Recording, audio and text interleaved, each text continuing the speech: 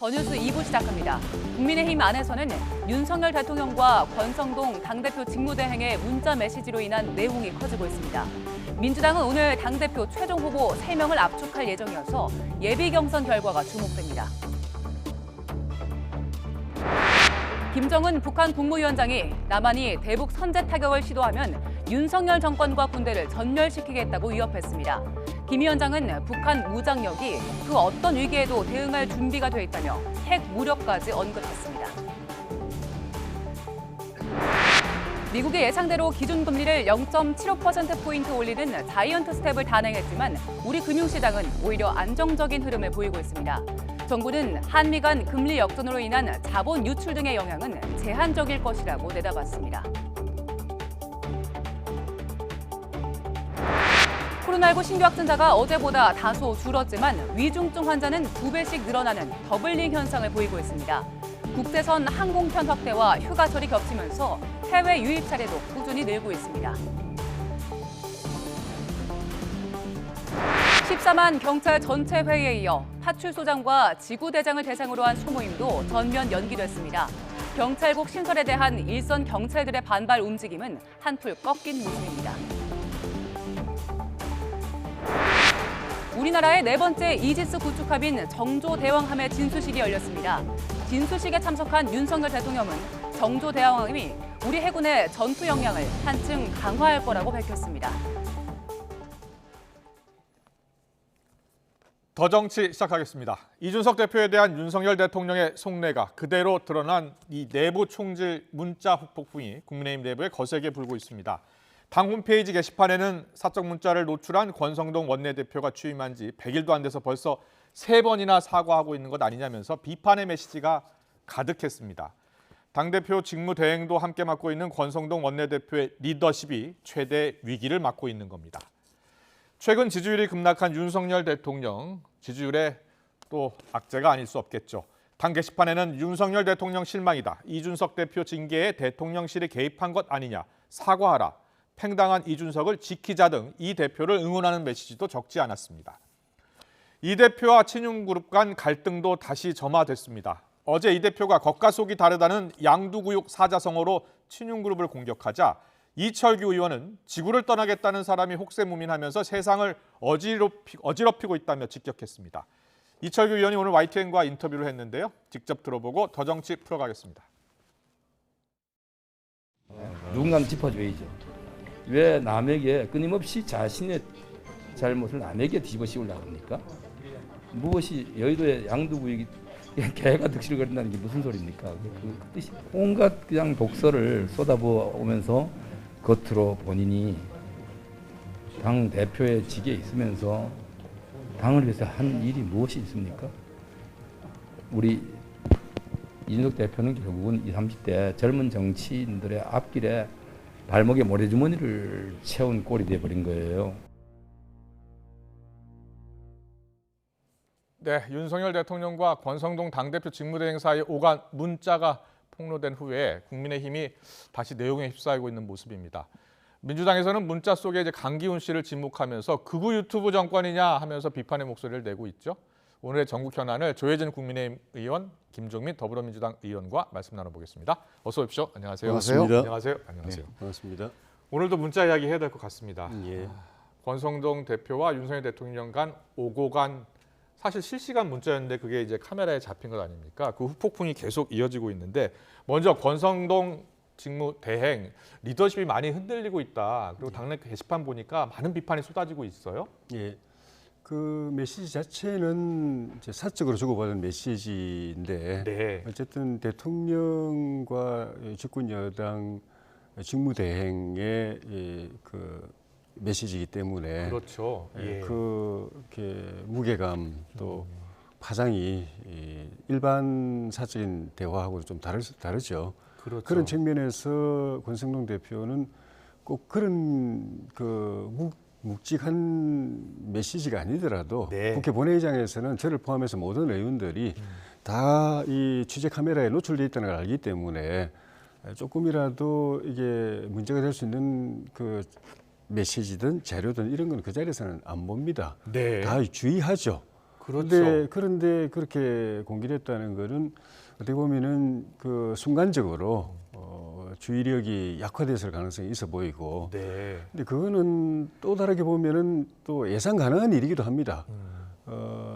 그 이준석 대표가 6개월간 당원권 정지되고 당 대표로서 직무가 정지됐을 때, 그럼 그 지도 체제를 어떻게 끌고 가야 되느냐에 대해서 당 원내대표가 당 대표 역할까지 같이 하는 직무대행으로 갈 거냐, 네. 아니면 당 대표 역할을 할 사람을 새로 뽑아서 비대위로 갈 거냐, 아니면 전당대회를 해서 정식으로 이준석 대표가 아닌 새 대표를 뽑을 거냐, 이런 논란이 있었을 때 저는 비대위로 가야 된다고 이야기를 했는데, 예. 그게 뭐 여러 가지 이유가 있지만은 아주 단순한 그 이유가 지금 이 집권 초기에 여러 가지 국정 과제들, 그것도 어려운 과제들이 막 몰려오고 있는 이런 상황에서 집권당이 그 국정 뒷받침을 제대로 하려면 원내대표도 전력 질주를 하고 당대표도 전력 질주를 해도 사실은 부족할 상황인데, 한 사람이 그걸 둘 다 감당한다는 건 물리적으로 불가능합니다. 기본 일정 소화도 안 되고 중요한 현안들이 막 몰려오고 집권당 대표로서 그 의사결정을 해줘야 되는데 조용히 차분히 들여다보고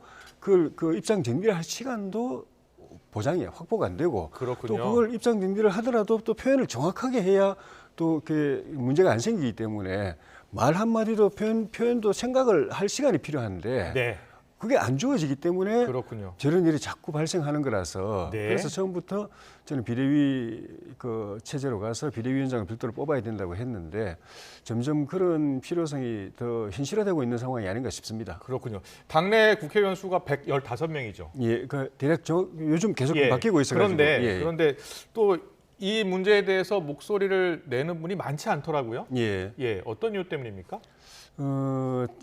정부도 정부대로 이제 출범한 지 얼마 안 됐고, 네. 또 당 지도부도 시작한 지 얼마 안 됐기 때문에 시작하자마자 바로 뭐 이렇다 저렇다 말하기에 좀 조심스러운 부분이 있죠. 보니까 김기현 전 원내대표, 김기현 의원은 문자 공개는 바람직하지 않다라는 이야기했고, 홍준표 시장이 대통령도 사람이다, 어찌 속내 감추나 이러면서 또 옹호하고 있고, 다른 의원분들은 다 직접 이야기하지 않고 간접적인 의사표시만 하고 있거든요. 걱정들은 다 되지만은 네. 그 걱정을 표현할지 말지, 또 표현하는 방식 여하에 따라서 전체적으로 우리 당정에 도움이 될 수도 있고 안 될 수도 있기 때문에 네. 그걸 그대로 있는 그대로 말하지 못하는 그런 조심스러운 부분이 있을 겁니다. 그렇군요. 알겠습니다. 김종민 의원께 여쭤볼게요.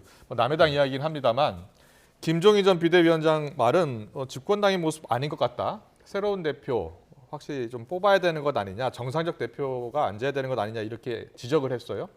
김종인 의원님은 지금 국민의힘 당 돌아가는 모습을 어떻게 보고 계세요? 네, 이게 지금 당의 문제만 좀 주목해서 보시는데 저는 네. 조금 더 문제가 심각하다고 보는 게, 지금 권성동 리더십이 흔들거리는 게 문제가 아니고 윤석열 리더십이 근본적으로 흔들리고 있어요. 그러니까 집권 초기에 이렇게 엉성하거나 아니면은 동요하는 그런 정부는 있어 본 적이 없습니다. 그래서 저는 이게 지금 우리나라가 경제 위기와 민생의 어려움 때문에 국가적으로 되게 어려운 상황이잖아요. 그래서 특히나 더 리더십이 필요한 시기에 지금, 그다음에 보통 집권 초기에 개혁을 하던 국정과제를 추진하던 국민과 약속을 실현할 수 있는 게 보통 한 1년에서 1년 반 안쪽입니다. 그때 뭔가 일을 해야지 그 다음에 일 거의 못합니다. 그래서 그 골든 타임이잖아요. 지금 일할 수 있는 타임. 이때 리더십이 이렇게 흔들려 버리면 일을 못하는 거거든요. 그래서 저는 윤석열 리더십의 이 동요, 이게 저는 국가적으로 당당히 이제 걱정되는 상황이라고 보고, 저는 이게 근본적으로 책임이 국민의힘의 당에 있다기보다는 윤석열 대통령 본인에게 있어요. 그러니까 대통령 준비가 너무 안 돼 있는 겁니다. 그러니까 기본적으로 대통령이 뭐 하는 건지, 어떤 자리인지에 대한 생각을 다시 하셔야 돼요. 대통령이 개인이 아닙니다. 시스템이에요. 그러니까 지금 이분이 인사하는 거라든가 업무 처리하는 거, 발언하는 걸 보면 대통령은 자기 개인 소신대로 얘기하면 된다 이렇게 생각을 해요. 그렇지 않습니다. 그러면 이렇게 막강한 권한을 줄 수가 없어요. 모든 걸 시스템적으로 해야 됩니다. 지금 인사도 뭐 사적인 채용 또는 무슨 그 비서관의 부인을 1호기에 탑승시켰다. 그다음에 지금 문재인 대통령 그 양산 사저 앞에 시위하는 그 시위 유튜버 누나가 지금 청와대 직원이라는 거 아니에요? 지금 대통령실 직원 이제 그만뒀지만. 그다음에 지금 또 뭐 강기훈 씨인가 뭐 문자에 보니까 뭐 나왔잖아요. 이 사설 이제 유튜버, 개인 유튜버를 또 윤석열 지지 유튜버죠. 저 이렇게 사적인, 그리고 이제 김건희 여사가 뭐 국정에 지금 어떻게 영향을 미친다든가, 정권이 전반적으로 사설 정권이에요. 예. 이런 사설 정권 가지고 이런 엄청난 위기를 극복할 수 없습니다. 그래서 저는 이건 당도 당이지만 권성동 대표가 두 가지 하는 것도 문제예요. 빨리 하나 내려놔야 됩니다. 그것도 문제인데 윤석열 대통령이 빨리 마음 바꿔먹어야 돼요. 지금 혼자 망하는 게 아니야. 나라가 다 흔들려요, 이렇게 되면. 윤석열 대통령이 그러면 어떻게 바꿔나가야 된다고 보시는 거예요? 대통령 자리가 혼자 하는 자리가 아니다. 내 마음대로 하면 안 된다. 다시 짜야 된다는 말씀. 그럼요. 내 마음대로 하면 안 돼요. 일단 기본적으로 당하고 상의해야 됩니다. 당에 자기 지지하는 사람들 말고 다른 이견이 있는 사람들 의견, 이게 기본이에요. 정당 정부여야 돼요. 비서실 정부가 가면 안 돼요. 그리고 가족 정부 이거 안 됩니다. 사설 정부 안 돼요. 정당 정부여야 되고 기본적으로 통합 정부, 국민 통합 정부로 가야 돼요. 야당 얘기 들어야 됩니다.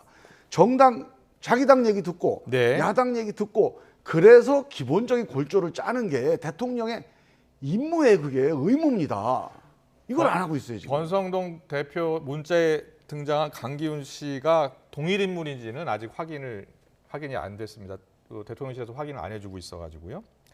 그런데 이제 이 강기훈 씨가 누군지는 모르겠습니다만 대통령과 당 지금 대표 역할을 하는 권성동 원내대표와 주고받는 문자에 등장을 했잖아요. 그래서 이 사람이 어떤 사람인지는 모르지만 상당히 비중 있는 사람이 아니냐. 일각에서는 이준석 대표를 대신한 새로운 청년 정치에 뭐 대신해서 끌고 갈 수 있는 그런 사람 아니냐, 뭐 이런 이야기까지 나오고 있어요. 그런 사람이면 우리가 진작에 다 알았겠죠. 잘 모르시는 분이에요? 예, 전혀 모르고 처음 듣는 이름이고 청와대에서 확인을 해주려고 해도 사실 어려운 게 권성동 대표가 내가 언급한 강기훈이라는 사람은 이런 사람이다라고 구체적으로 이야기를 해야 청와대 쪽에서 그러면 뭐 맞춰 보니까 우리 대통령실에서 지금 정식 임명은 안 됐지만 이제 검증 절차를 받고 있는 그 사람하고 인적 사항이 동일하네 또는 틀리네 이렇게 이야기해 줄 수 있을 텐데 권 대표도 그 메시지에서 그냥 이름만 언급을 한 거지 구체적으로 그 사람이 어떤 사람이라고 그렇죠. 그 이야기를 안 했기 때문에 확인해 주기 어려운 부분이 있을 텐데 이준석 대표가 우리 당의 대표가 된 것도 사실 이례적인 현상인데 그 당시에 참 엄청난 바람이 불었지 않습니까?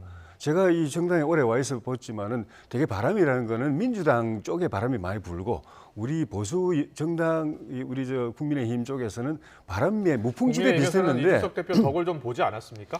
그런 바람이 별로 안 불었는데 지난 전당대회 때 어마어마한 바람이 우리 당에 불어왔지 않습니까? 민주당에서 부럽다라고 할 정도였으니까요. 그 당시 때. 그렇게 바람이 불었는데 처음에 그 바람이 김웅 의원에게 갔었습니다. 그래서 김웅 의원이 쫙 지지율 올라가지고 당대표 지지율 1위로 갔었는데 이준석 대표가 이제 나타나면서 그 바람이 이쪽으로 이전됐는데 이준석 대표가 그러면 우연히 그냥 그 운이 좋아서 그런 바람을 자기 것으로 만들었느냐 준비가 돼 있었거든요. 10여 년 동안 그 10여 년 전에 그 당시에 비대위원장이 발탁을 해가지고 정치 전면에 등장시켜가지고 새로운 바람을 일으키고 그 이후에 한 12년 동안 또 정당 활동도 하고 또 평론가 활동도 하면서 그 바람을 맞을 준비가 돼 있었기 때문에 당대표가 된 것인데 그걸 대체할 다른 사람을 갑자기 이름도 알려지지 않은 사람을 내세운다고 되는 게 아니죠.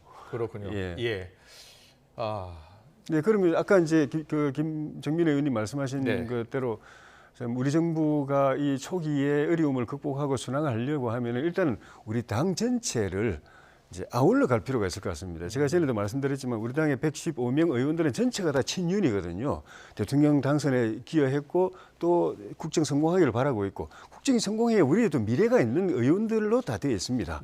그리고 그 어떻게든 대통령께 도움되려고 하고 있는 의원들이기 때문에 이 전체를 아울러서 일도 맡기고 소통도 하고 하는 것이 이제 필요하고 그러면서 또 이제 윤 대통령께서 초기에 생각하셨던 이 대통령실이나 이 내각을 대한민국의 우수한 인재들로 채우는 드림팀 만드는 작업을 지금 계속 지속적으로 해 나가야 그렇게 되면은 이 국정이 좀 더 안정되고 순항하고 좋은 결 성과가 나오고 또 대통령에 대한 이 지지도 더 공고해질 걸로 생각합니다. 알겠습니다. 일단은 뭐 김종민 의원께서는 대통령실부터 바뀌어야 된다라는 이야기를 좀 하고 계신데 잠시만요. 속보 잠깐 저희가 전해드릴게요. 서울중앙지검 에서 사실 오늘 비공개 기자간담회를 했거든요. 기자간담회에서 주요 내용이 좀 나올 것 같으니까요. 잠깐 소개해드릴게요. 검찰에서는 강제 북송과 관련해서는 귀순 목적과 귀순 의사는 구별돼야 한다는 입장 이야기했고, 탈북민 출입국법상 강제 퇴거는 불가능하게 돼 있다. 위법의 소지가 있다. 원칙적인 입장이었고 원론적인 입장인 것 같고요. 북송 어민 살인도 우리 수사 역량 고려해서 유죄 선고가 가능한 것이다. 통치행위도 법치주의상 헌법과 법률에 근거를 해야 한다. 그리고 국정원 압수수색 이후에 다양한 방법으로 자료를 확보하고 있다. 지금 검찰이 강제 북송 관련해서 수사를 시작했기 때문에 관련 내용을 기자들과 문답 과정에서 이렇게 이야기를 하고 있는 것 같습니다. 박지원 등 외에도 핵심 인사 추가 출국 금지 조치할 생각이다라는 이야기까지 했습니다. 좀 더 자세한 내용은 취재기자 연결되면 전해드리겠습니다. 자, 그렇다면요. 자, 국민의힘 이 문자 관련 후폭풍 어떻게 이걸 진화할 수 있을 것 같습니까? 이거를 앞부분에 말씀드린 네. 것처럼 이제 사적인 대화이기 때문에 그 자체를 가지고 공론화하는 건 바람직하지 않고, 네. 다만 이걸 계기로 해서 왜 이런 문제가 생겼느냐를 우리가 좀 살펴보고 네. 그 점에 있어 가지고 특히 이제 우리 당 입장에서는 지도 체제를 이렇게 직무대행 체제로 그대로 가져가도 좋은 것인가? 예. 아니면은 비대위를 빨리 구성해야 되는 것인가? 이런 부분에 대한 논의가 좀 더 생산적이지 않겠는가? 예. 그렇게 생각합니다. 그렇다면 지도 체제를 바꿔야 된다라는 견해를 가진 분들이 많습니까? 처음에 이 대표가 직무 정지됐을 때는 네.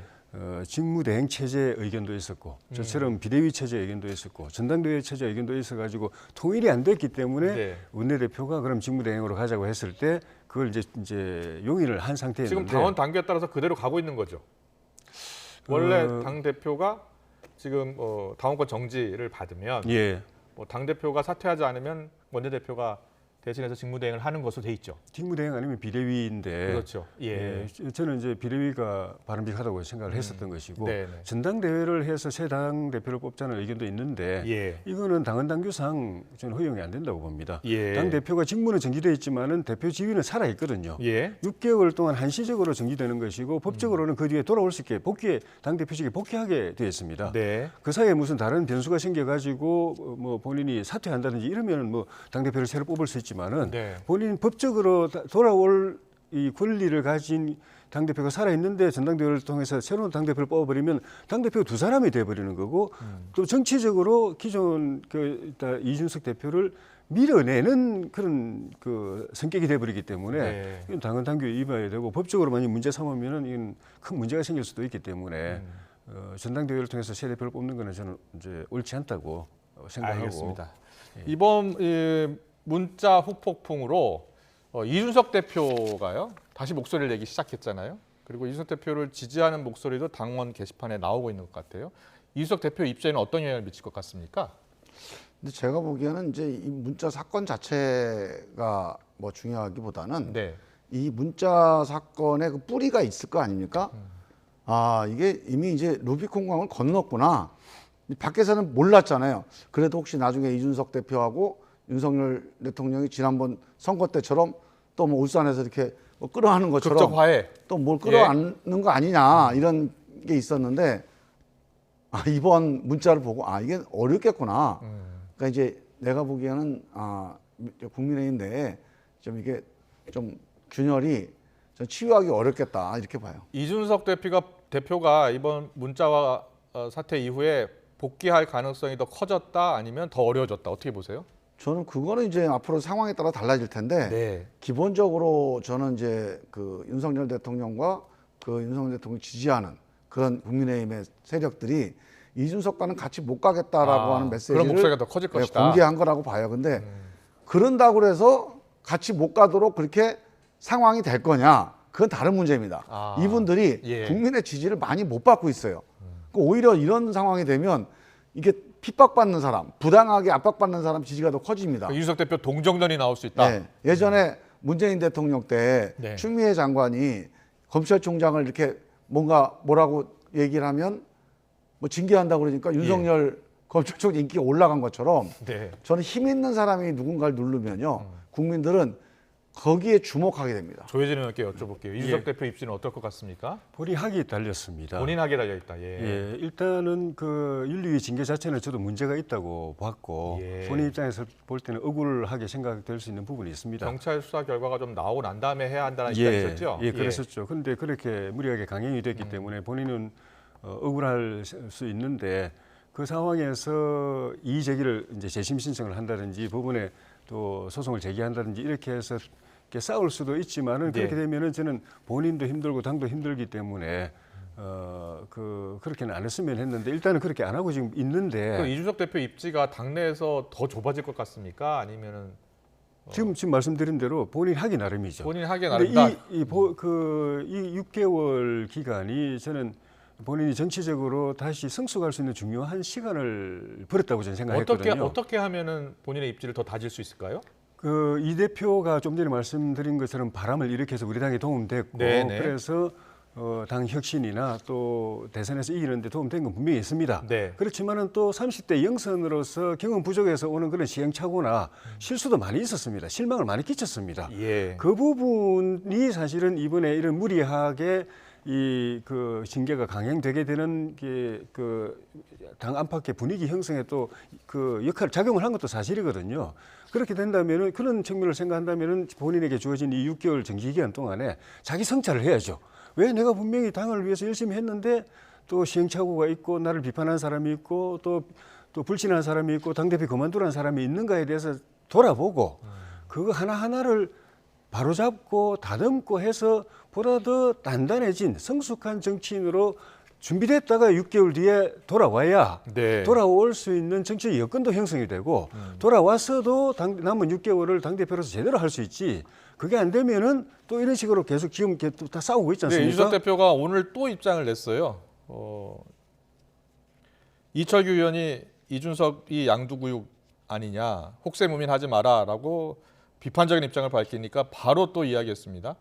덜 유명하셔서 조급하신 것 아니냐 이런 식으로 또 비판을 했어요. 이렇게 되면은 우리 예. 당을 사랑하는 분들, 우리 당을 걱정하는 분들은 양비론이 될 수밖에 없습니다. 네. 권성동 대표를 비롯한 이 지도체에 대한 실망도 있지만은 이 대표가 하는 것도 마음에 안 든다. 계속 저렇게 예. 하면 저는 우리 당의 지도자가 될 수 없다라고 양비론으로 갈 수도 있기 때문에 그래 되면은 6개월 뒤에 법적으로는 돌아올 수 있어도 돌아올 여건이 안 되거나 돌아오더라도 남은 6개월을 그런 행사를 못하는 식물 대표로서 네. 가게 되고 그 뒤에 자기의 정치적인 미래는 그다지 밝지 않다고 봐야 됩니다. 그러니까 이 6개월 동안에 저는 자중자애하고 자기 성찰하면서 더 다듬어지고 단단해진 대표로 돌아오는데 몰두해야지 네. 이런 이슈를 가지고 또 싸우고 분란을 일으키고 이렇게 하는 거는 본인에게도 절대 바람직하지 않고 당이나 우리 정부에도 도움이 안 됩니다. 알겠습니다. 잠깐 대통령 지지율 보면서 좀 더 이야기 더 나눌게요. 사적 채용 또 논란 그리고 경찰국 또 가지고 충돌이 있었고요. 그리고 문자 유출 사태까지 터졌습니다. 자, 지지율은 어떻게 나왔을까요? 보겠습니다. 네, 7월 둘째 주보다 1%포인트 긍정 올라갔고 부정도 1%포인트 올라갔네요. 거의 오차범위 내니까요. 지지율에는 큰 변화가 없는 것 같습니다. 최근 윤 대통령 국정운영평가가 30%대면 여전히 낮은 수준 아니겠습니까? 예. 자, 김종민 의원께서 최근 윤석열 대통령의 국정운영 지지율이 30% 초반에서 벗어나지 못하고 있는 가장 근본적인 이유는 어디에 있다고 보세요? 기본적으로 대통령으로서 대통령답지 않은 거예요, 지금. 일하는 게. 예. 그러니까 말씀하시는 것도 너무 좀 가볍다. 그럼 뭐 이분이 이제 정치적으로 이렇게 경험이 없다 보니까 그 가볍게 하더라도 옛날 김대중 대통령이나 김영삼 대통령처럼 딱 아구가 맞는 말이면 상관이 없잖아요. 예. 그때 실수가 나와요. 그럼 말을 줄이셔야죠. 네. 그다음에 좀 뭔가 심사숙고하거나 참모들하고 의논해서 신중하게 국민들한테 전달을 해야죠. 그다음에 인사할 때도 예. 대통령답게 내가 나 도와준 사람들 대통령이 아니잖아요. 온 국민의 대통령이잖아요. 네. 그럼 자기 당 하나도 추스리지 못하는 대통령이 어떻게 국민을 다 추스립니까? 자기 당을 추스려야 한다고요? 아니, 자기 당에 있는 의견도 통합을 못하면서 자기 당 내부에서도 이견이 있는 걸 내부 총질이다 이렇게 얘기를 해버리고 그렇게 해서 딱 갈라져 있어요 지금. 그다음에 야당도 협치는 하겠다고 말은 협치하겠다고 그러는데 예. 야당 출신 기관장들을 마치 뭐 상종 못할 사람으로 다 지금 쫓아내려고 하고 있고 전직 대통령의 국정 운영에 대해서 하나씩 다 수사해서 뭔가 뒤집으려고 하고 있고 네. 이런 자세 가지고는 저는 국민들 지지 못 받습니다. 자, 윤석열 대통령이 일을 잘 못하고 있다라고 생각하는 이유가 보니까 독단적이고 일방적이어서가 30%로 가장 높고요. 경험 능력 부족이 28%, 그리고 인물 내각에 적합하지 않은 인물을 기용한 게 15% 이렇게 나오고 있거든요. 근데 첫 번째가 독단적이고 일방적일 것 같다라는 거예요. 그게 사실 이미지잖아요. 네. 인상이잖아요. 느낌이잖아요. 그 정책적인 성패에 대해서는 이 평가가 아직은 네. 저는 안 나오고 있다고 봅니다. 예. 대통령을 평가하는데 사실은 지금도 이러죠. 이제 한 석 달 돼 가는데 대통령에 대해서 여론조사하는 게 바람직하냐도 사실 저는 의문인데 왜냐하면 제대로 리더십이나 정책 성과를 보여줄 수 있는 시간이 못 되기 때문에 그렇지만 또 이제 조사를 하긴 하는데 보면은 되게 그래서 정책을 가지고 국민이 대통령을 평가할 시간은 안 되는 거죠. 네. 그래서 결국 인상, 느낌 가지고 할 수밖에 없는데 보통 기대감이 높기 때문에 예. 대통령 취임하고 얼마 안 돼서 여론조사를 하면 상당히 높게 나오는 게 보통이잖아요. 예. 그런 기대감이 많이 좀 약화된 것 때문 아닐까요? 예.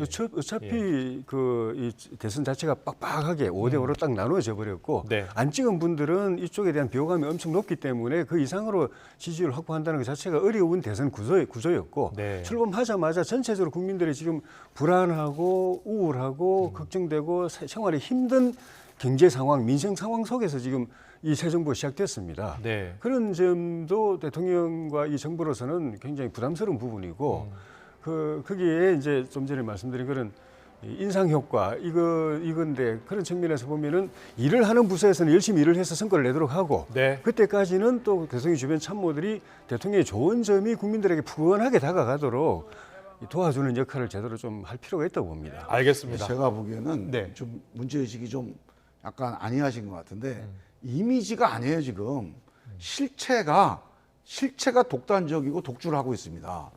지금 경찰국 신설만 해도 이게 옳건 그르건 간에 이렇게 경찰들이 집단적으로 반발하고 야당도 결사적으로 반대하고 심지어는 여권의 법제처장 하던 분도 위헌이라고 하잖아요. 이런 문제는 토론해야 돼요. 토론. 국회에서도 이런 거 하려면 이렇게 문제가 생기면 공청회 합니다. 그래서 심사숙고해서 숙성을 시킨 다음에 이런 걸 통해서 설득을 하고 집행을 해야지. 야, 공청회 얘기 이게 잘하셨습니다. 독단과 독주의 이게 실체입니다. 이게. 예, 여러 가지 법안 만들 때 보면은 여든 야든 공청회 잘 안 하고 빨리빨리 처리하려고 하는. 제가 예. 이제 인상 효과, 이미지 효과가 중요하다고 생각이 드는 게 광우병이 그거였거든요. 실체가 아니었거든요. 예. 그냥 멀쩡한 수입 쇠고기를 그거 먹으면은 뇌 숭숭 구멍 탁 해가지고 광우병 걸린다고 그렇게 몰아갔잖아요. 나중에 우리 실체를 깨닫고는 국민들이 다 속았다는 걸 알았지만은 예. 그렇게 실체와 다르게 인상, 이미지, 인식을 갖게 만드는 작용이 있는 겁니다. 예. 선전선동이 있고 정치적 또 그 공채가 있고 경찰국이 딱 그런 겁니다. 예. 이거 당연히 청와대에서 민정수석실에서 경찰을 통제하면 그건 잘못된 거고 정상적으로 법제화해가지고 행안부에서 그 관리하는 게 맞은 거고 이게 개혁입니다. 예. 개혁인데 정치적으로 몰아가가지고 이게 무슨 전두환식 무슨 탄압이니 경찰 탄압이니 경찰 이렇게 독재 획인이 이렇게 몰아가니까 예. 실체와 다른 이미지가 형성이 되어버리는 겁니다. 그게 오히려 개혁인데 그럼 청와대 민정실 새로 만들고 예? 옛날에 하듯이 그때는 경찰이 아무 말 없었거든요. 그럼 민정실에서 통제하고 그럼 그렇게 돌아갈까요? 공약을 했으니까 다시 만들 그래서 수는 없을 이미지, 거고, 예. 인식이 중요한 거고 인상이 중요한 거고 그래서 그런 역할을 일은 일대로 하면서 그게 국민들에게 제대로 전달되도록 그러니까 제대로 전달하려면 사실 여당도 좀 더 노력을 했어야 되는 것 아닌가. 예. 근데요 예, 지금 예. 저게 이제 네. 문제인데 실체라는 게 예. 문제가 뭐냐면 독주나 독선은요 내가 생각한 게 틀려서 독주나 독선이 아니에요.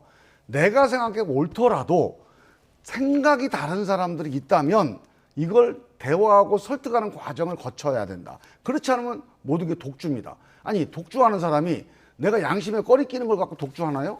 양심에 정말로 뭔가 우러나는 것 같고 개혁한다고 독주하는 거예요. 그 독주가 나라를 망가뜨리는 거예요. 그래서 저는 내가 아무리 옳다고 생각해도 다른 의견이 있다면 그걸 듣는 시간을 가져야 됩니다. 민주당도 그게 민주주의예요. 과거 보면 부동산 3법, 그리고 검수완박법 처리할 때 그래서 공청회 많이 정권 안 했잖아요. 교체했잖아요. 정권 교체했으면 그거 달라져야죠. 예, 알겠습니다. 우리 네. 민주당도 반성하고 여야가 잠깐 윤석열 정권도 좀 반성해야 돼요. 네, 서로 돌아보면서 정치를 좀 잘 해주셨으면 좋겠습니다. 여기까지 듣겠습니다. 김종민 더불어민주당 의원, 조혜진 국민의힘 의원과 함께했습니다. 잘 들었습니다. 네, 고맙습니다. 감사합니다.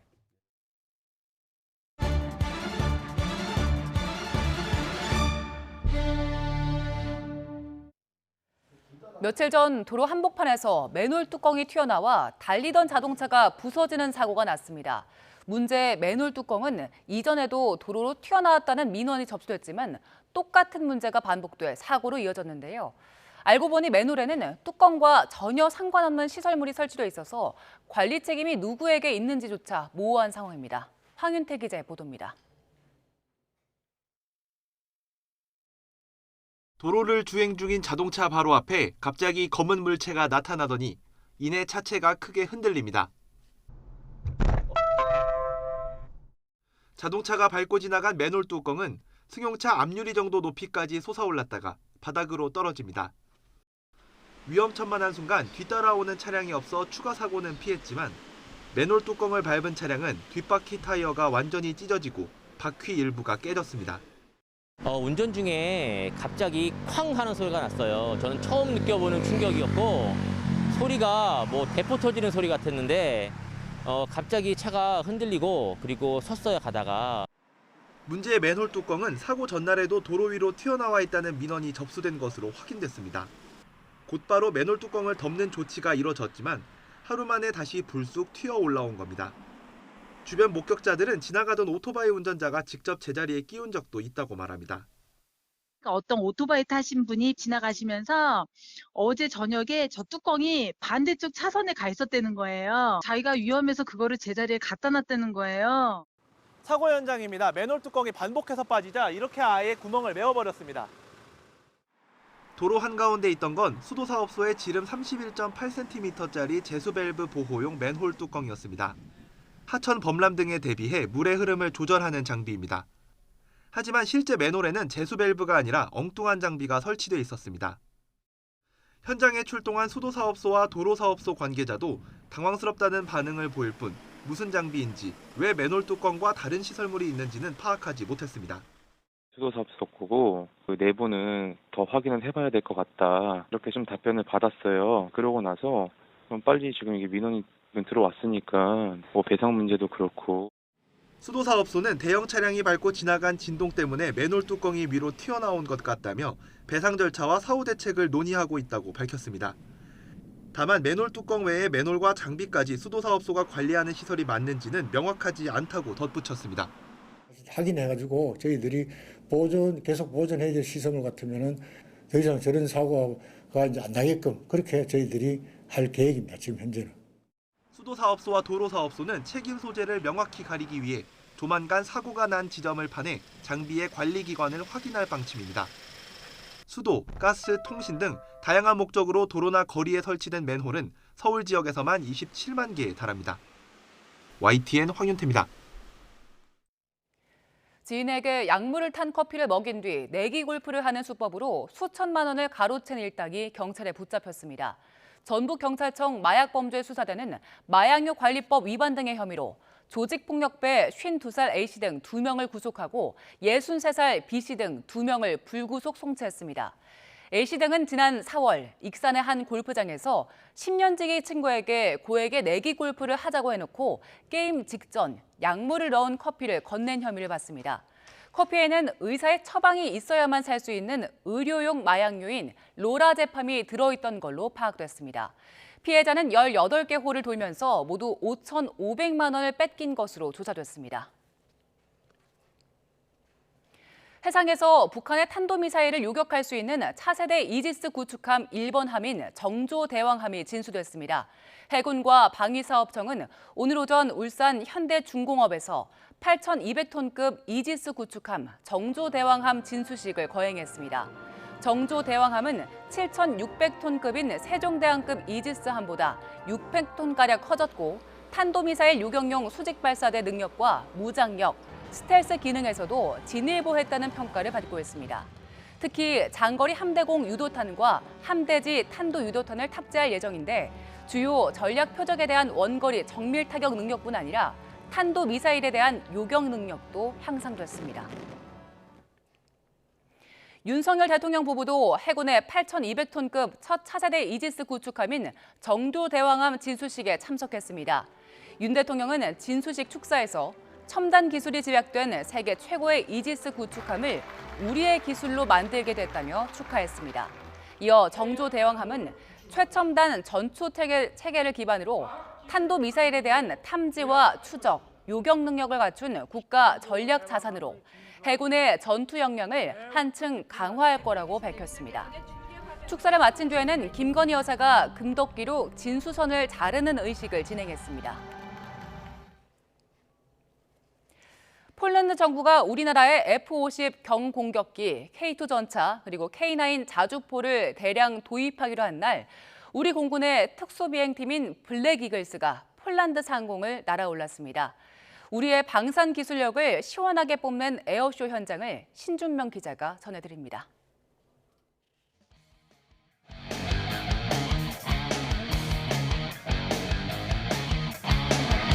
푸른 하늘을 가로지르며 나타난 블랙 이글스. Ladies and gentlemen, I present you the Black Eagles from Republic of Korea.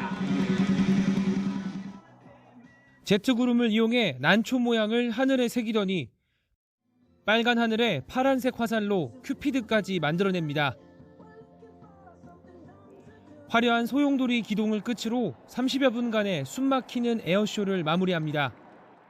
예, 폴란드에서 우리가 블랙 이글스 공연을 볼 수 있다는 게 너무 영광이었습니다. 아, 그래요? 예, 이런 기회가 평생 올 수 있을까 그런 생각을 했었는데. 폴란드 정부가 FA-50 경공격기와 K2 흑표전차, K9 자주포 등 최소 10조 원 규모의 국산 무기를 도입하기로 한 날 우리 공군의 특수비행팀 블랙 이글스가 폴란드 상공에서 에어쇼를 펼쳤습니다. 한국 교민 10여 명을 포함한 관중 300여 명은 블랙 이글스의 일사불란한 움직임에 눈을 떼지 못했습니다. Na bazie dobrego samolotu i są to samoloty na pewno dobrze zrobione i które długo posłużą i patrząc na ulotkę jest jakby wyposażenie, które też jest jakby potrzebne i 이번 에어쇼는 블랙 이글스가 운영하는 초음속 고등훈련기 T-50의 개량형 FA-50 경공격기의 수출 지원을 위해 마련됐습니다. 폴란드와의 FA-50 48대 계약을 시작으로 공중급유 장치와 적외선 유도 공대공 미사일 등을 갖춘 성능 개량형을 개발해 유럽과 미국 등에 총 1,000대를 수출하는 게 목표입니다. 폴란드 수출을 계기로 해서 우리는 유럽에 수출을 공고히 하고 이 유럽 수출을 베이스로 해서 미국의 수출 500대를 저희는 달성하겠습니다. 이렇게 하면 대한민국은 전투기 수출 1,000대를 할 수 있고 한국항공우주산업은 FA-50 수출이 오는 2026년부터 양산하게 될 4.5세대 초음속 전투기 KF-21의 향후 유럽 수출 발판이 될 것으로 기대하고 있습니다. YTN 신준명입니다. 국토교통부는 이스타항공이 변경 면허를 신청 발급하는 과정에서 허위 회계 자료를 제출한 점이 사실로 드러났다며 위계에 의한 공무집행 방해 혐의로 수사 의뢰하겠다고 밝혔습니다. 국토부는 이스타항공이 다른 항목은 2021년 11월 말 기준으로 작성했지만 결손금 항목만 2020년 5월 말 기준으로 작성하는 등 완전 자본 잠식 상태를 숨겼다고 설명했습니다. 허위 회계 자료를 제출하면서도 작성 기준일이 다르다는 걸 표기하거나 국토부에 알리지 않았다는 겁니다. 국토부는 조사권이 미치지 않는 부분은 수사를 통해 밝혀질 거라면서 면허 취소 여부는 수사 결과를 지켜본 뒤에 결정하겠다고 덧붙였습니다.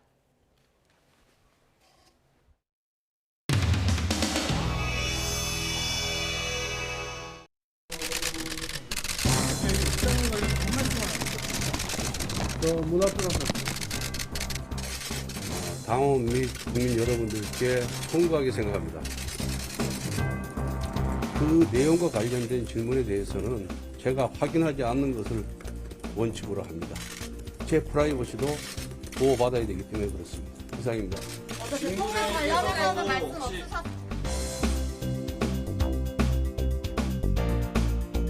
우리 당국은 잘하고 있다고 또 얘기하는데 왜 대통령이 우리 당 담당을 따져? 보시면서 보니까 우리 당은 잘하고 저쪽 당은 이렇게 좀 보는 모양이죠. 언제는 이준석 대표를 의지해서 젊은이들의 표를 구걸하더니 이제는 내부 총질한다고 바로 이 젊은 대표를 잘라내는 이러한 대통령과 윤핵관들의 저 미소를 보면서 참으로 정치가 잔인하구나 하는 것을 또 한 번 느꼈습니다. 가짜 메시지에 공개돼서 굉장히 사과를 하긴 하셨는데 그거 좀 어떻게 평가하세요? 이거 잠깐만 저도 한마디 해주시고 가시죠. 소위부답이라고 했잖아. 소위부답이요?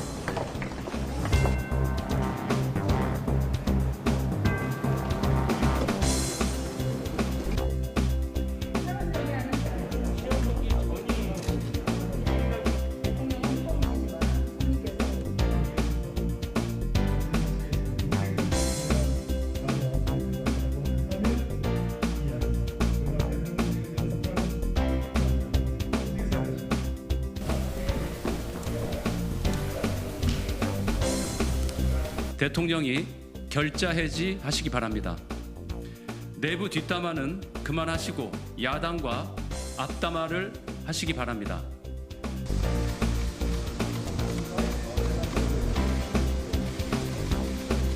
주체가 누구인가요? 정치적인 의미를 과도하게 부여하는 게 어떤? 개인적으로 주고받은 문자를 저렇게 촬영을 해가지고 이렇게 언론에 공개를 해서 정치적인 쟁점으로 만들고 이슈화하는 거는 저는 바람직하지 않다고 생각을 합니다. 그리고 여러분들 생각하시는 것처럼 무슨 이준석 대표에 대해서도 제가 여러 차례 대통령이 모시고 회의도 하고 했지만 부정적인 뜻으로 언급하신 말씀을 제가 한 번도 들은 바가 없습니다. 오늘 이렇게 원래 TV에서 이렇게 느껴지니까 오늘 제가 노래 한 곡 하나 봐도 되겠습니까? 그러면은 쿵짝 내 마음 속에 사랑도 있고 이별도 있고 눈물도 있네 우리의 사연을 담고 울고 웃는 이 세상 연극 같은 세상사 모두가 더위의 기세가 점점 더 강해지고 있습니다. 오늘 일부 호남과 충남 지역은 폭염주의보에서 경보로 폭염특보가 강화되기도 했는데요. 현재 서울은 34.2도까지 올랐고요. 그 밖의 지역도 35도 안팎까지 올라 찜통더위가 기승을 부리고 있습니다. 무더위 속에 소나기 예보도 나와 있습니다. 오늘은 저녁까지 강원 영서와 충청 이남 곳곳에 소나기 가능성이 있겠고요. 내일은 더 많은 지역에서 소나기가 내리겠습니다. 내일도 낮 동안 자외선이 무척 강하겠습니다. 전국의 자외선 지수 매우 높은 단계까지 치솟겠습니다. 내일 아침 기온은 열대야 기준이 25도 안팎을 보이겠습니다. 서울 26도, 대전 25도, 광주 25도가 예상됩니다. 내일 낮 기온은 오늘보다 조금 더 높겠습니다. 서울 34도, 대전 35도, 대구 34도가 예상됩니다. 한편 먼 남해상에서 열대저하부가 북상하고 있는데 제5호 태풍 송다로 발달할 것으로 보입니다. 아직까지는 태풍의 진로가 유동적이지만 이번 주말 간접 영향으로 남해안과 제주도에 강한 비바람이 예상됩니다. 최신 기상 정보를 잘 확인해 주시기 바랍니다. 날씨였습니다. 이슈를 더 쉽게 풀어드리는 더 뉴스. 저희가 내일은 더 준비하겠습니다. 잠시 뒤 뉴스큐가 방송됩니다. 시청해 주신 여러분 고맙습니다.